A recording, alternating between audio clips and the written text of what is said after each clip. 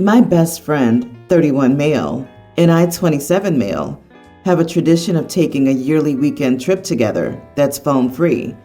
We've been doing this for a decade now. These weekend trips consist of us staying in a suite and exploring the city, not traversing the wilderness, so it's not like we're completely disconnected. Still, we like to keep one on hand for navigation and emergency purposes, and it would usually be my friend's phone that we brought along. My friends and I left for our trip this year, 2 Fridays ago, to make use of the long weekend. This was the first time I'd gone on one of these trips since my wife and I moved in together, got engaged, and got married. However, we had been dating for the last 2 years worth of trips, and she seemed fine during this. So I would just tell her I was going to be busy for the weekend and she'd leave me alone. I understand that there are different expectations once you get married, but I didn't expect a 180-degree change in behavior. My wife all but demanded I take my phone as well in case she needed to get a hold of me, despite her having my friend's number. I let her know I had arrived, and immediately after that, she texted me and asked me how things were. Then again, asking me another question when I didn't respond to the first one. I eventually muted our text conversation because I was sick of the phone buzzing. She called me a few hours later and asked why I wasn't responding to her text. I reiterated that this was supposed to be a no-phone weekend and kept the call short, despite her trying to drag out the conversation. She called me once more after this, and I simply turned off my phone when I answered and found out it wasn't an emergency. The calls started coming in for my friend, who followed suit. We spent the rest of the weekend with our phones off until the drive back on Monday.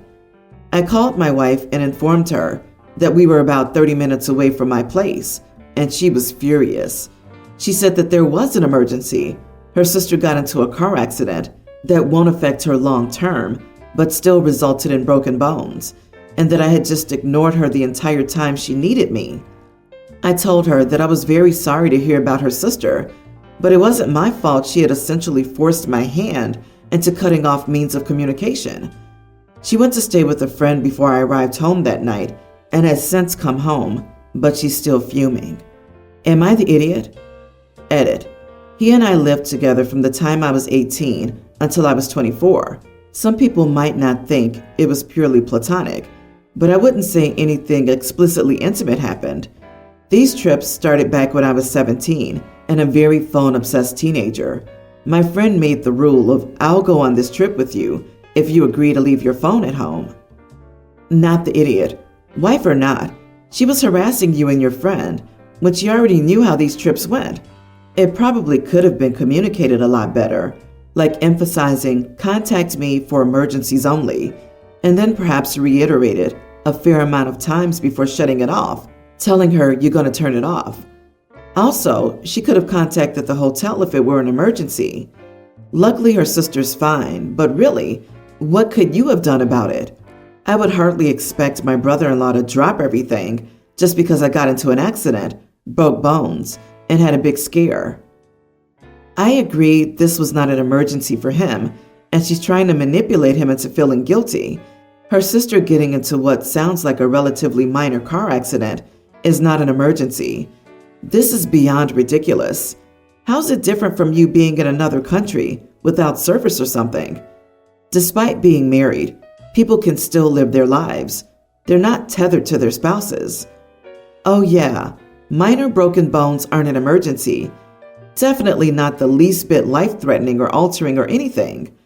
I can see why she's mad she couldn't contact him. OP should give her emotional support. No one's expecting him to solve the sister's injuries, but it's scary when someone you love is in an accident and you don't always know the extent of the injuries until hours later. OP, is your friend single? Is he gay?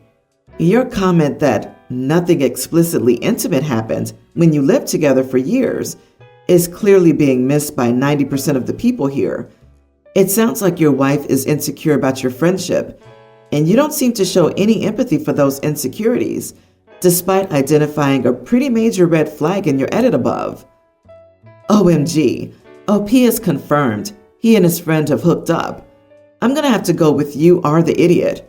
My guy, you buried the lead on this for 4 hours. You shared an apartment and a bed with your male friend for 5 years. Coincidentally, that year began immediately after the first of these annual trips. Be honest with yourself and your wife. Even if you don't romantically love your friend, you don't value your marriage. For context, it was not my intention, but it is how it played out. My brother-in-law, husband's brother, was away for college for 4 years and ended up eloping with a woman he had known for 7 months. None of us knew her, not that it mattered, but we met her for the first time a few months ago. She seemed pleasant, a bit shy, which is to be expected, and a bit rough around the edges, no big deal at all, but just like fidgety, darting her head and looking behind her shoulder like someone was standing there when no one was. We found out a few weeks later that she's bipolar, unmedicated, so her behaviors absolutely made sense. I'm an RN and a social worker, and I also have bipolar, but I'm medicated. On Saturday, mother-in-law invited the whole family down for dinner, and brother-in-law and his new wife, Hannah, showed up, and we got to chat at the dinner table about her diagnosis. She brought it up, not me, but she knew I knew about it, so it started as small talk, I believe. Well, it didn't take long for her to dive deep into this conversation, using her arms and hands to talk, getting a bit loud. No problem, the family's loud, so she fits right in. But then she became angry over nothing, started saying stuff like, "It absolutely repulses me that people without bipolar try claiming that they're manic, when mania is strictly a bipolar thing." I wasn't rude by any means, but I corrected her quietly and said, "Actually, mania comes in all forms, and it's not limited to bipolar disorders." She immediately said I was wrong, that her doctor told her that it was strictly a bipolar thing, etc. So I just stood firm and said, "He's wrong," and even pulled up my medical ebook to show her the photograph that speaks on mania and everything that can cause an episode. She refused to read it, so I just turned to my husband, who wasn't paying attention to us, and I said, "Honey, you're a doctor. What causes manic episodes?" He starts listing off multiple things. Well, Hannah was angry. She immediately said we were just trying to one-up her and that she knew what she was talking about. My husband immediately said, "Obviously not, if you're going to sit here and argue and gatekeep symptoms of illnesses against 2 medical professionals." He then turned and walked off, leaving us at the table with both brother-in-law, sister-in-law, and mother-in-law looking on. Hannah then started crying, saying I embarrassed her on purpose for no good reason other than my pride, and stormed out of the room after screaming for everyone to stop staring at her. Brother-in-law is telling me I should have just shut my mouth and storms after her. I'm really confused if I'm the idiot here. Not the idiot. Hannah's diagnosis does not give her a license to rearrange reality as she sees fit, and she brought up the topic in the first place. I hate it when I'm having what I think is a strictly academic discussion with someone and they start to take it all personally. She embarrassed herself. Your husband's absolutely right. She's gatekeeping her illness. I don't know where you should proceed from here, but going forward, I would go low contact. If her whole family is with her on this, it'll constantly be brought up that this argument happened. I'd save myself the headache. Disagree. OP's the idiot. You're a medical professional. You know she isn't medicated. While we are responsible for our behavior, even when managing mental illness, you could see her becoming agitated, and you helped escalate. Not yelling doesn't mean you didn't help escalate it. You had the option of shutting down the conversation. Instead, you chose to fight because you were right, and even brought in a third party. But what was the point? With all your knowledge and experience, did you truly believe she'd say, "Oh, my mistake"? Agree with this.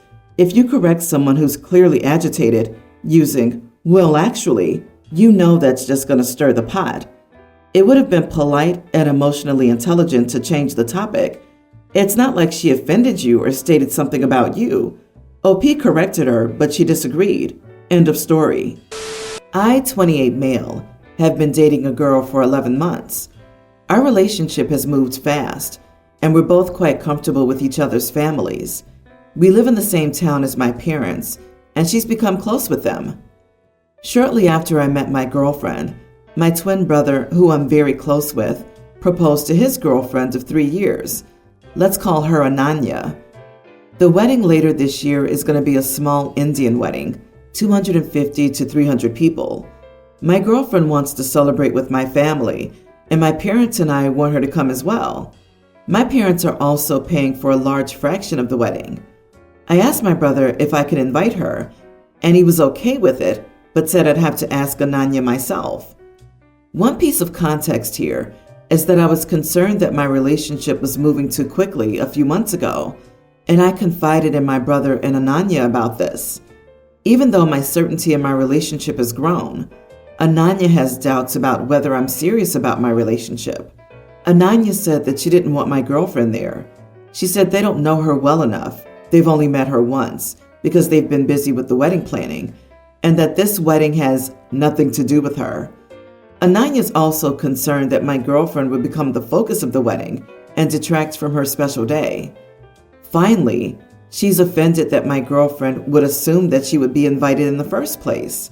My brother has told me that Ananya feels like my parents already know my girlfriend better than they know her because we live in the same town, and that this makes her uncomfortable. My mom got involved and told Ananya this decision could have long-term impacts on our family dynamic, as my girlfriend might resent Ananya for not including her in this family event. Ananya feels like this is unreasonable and that her decision is final. She also doesn't want me to tell my girlfriend that this was Ananya's decision, as she doesn't want to create tension in our family. I'm upset that my future sister-in-law isn't letting my girlfriend attend. Would I be the idiot for wanting to be honest with my girlfriend to keep Ananya accountable for her decision? I know this might create tension in our family in the future, but I want her to know that everybody else is excited about the possibility of her joining us.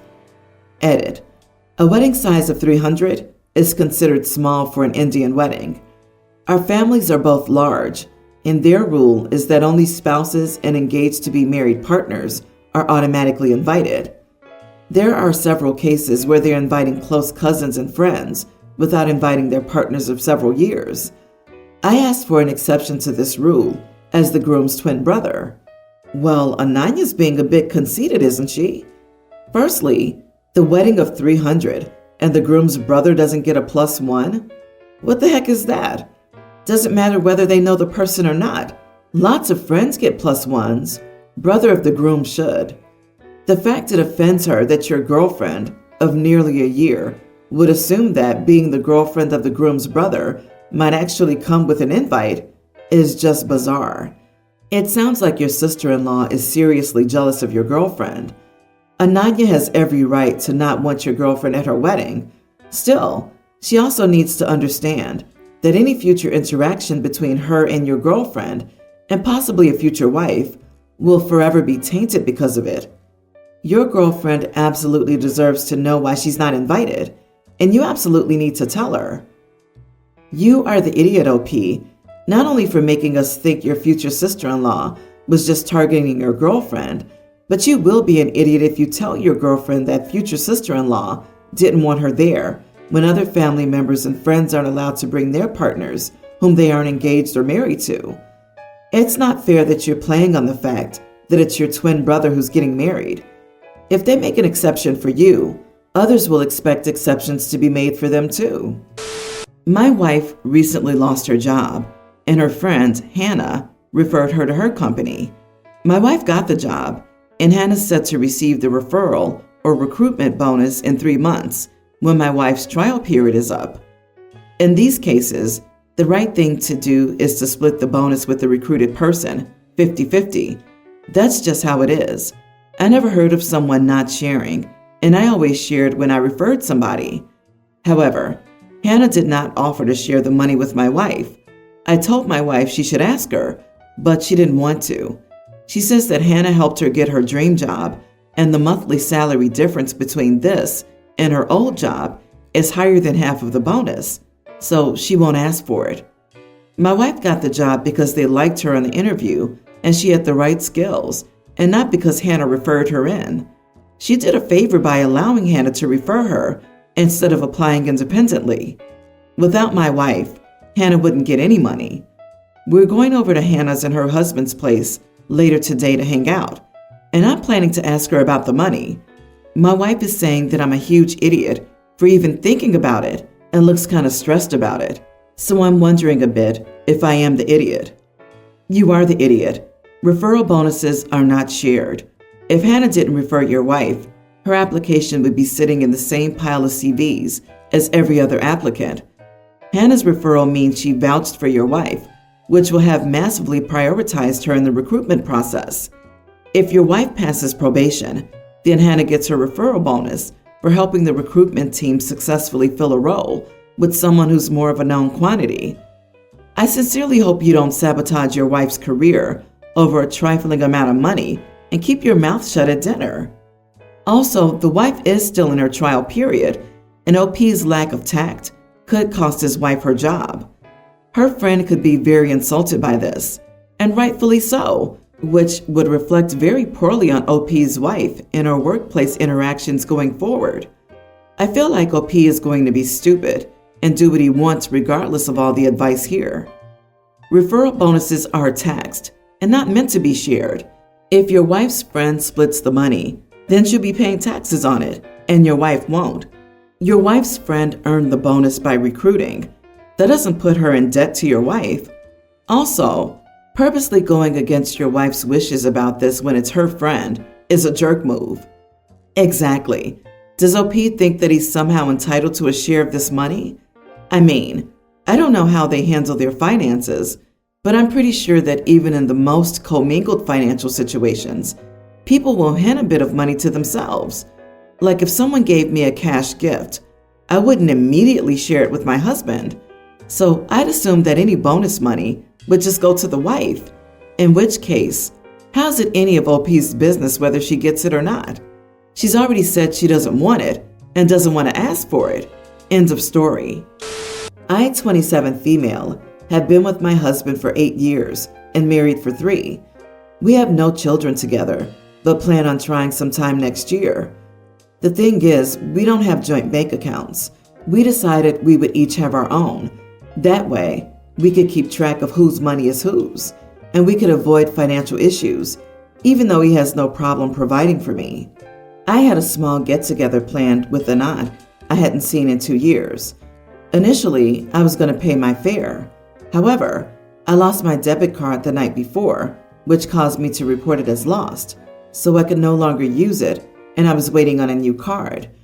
My husband wasn't going to be able to give me a ride to the dinner since he was working, so I took a picture of his card and saved it on my Uber app, and I took the money to pay for my fare there and back and my portion of the dinner. My fare was only $32 there and $46 back, and my meal was only $42. My husband noticed the charges, and when I got home, he told me he was disappointed and hurt that I would do this. He said he's trying to save me, and it's not about the money, but about the principle. He told me I was a thief and said that this says a lot about my character for not asking. I feel we're married, and I don't see how he could see things this way. Am I the idiot? You are the idiot for doing it behind his back. If you had informed him about it and explained the situation, he'd have probably accommodated you. But this way you did steal money from his account. She used her phone to take a pic of her husband's debit card, got 2 Ubers with her phone, and then paid for her meal using her phone. At no point did it cross her mind to use her phone to call her husband to ask for permission? Yeah, no. You are the idiot for stealing from your husband. But more importantly, you're the idiot for thinking that this is about the amount. It's not. You've just shown the man you're supposed to love that you're fundamentally untrustworthy and don't even think that's a big deal. Good luck with your marriage now.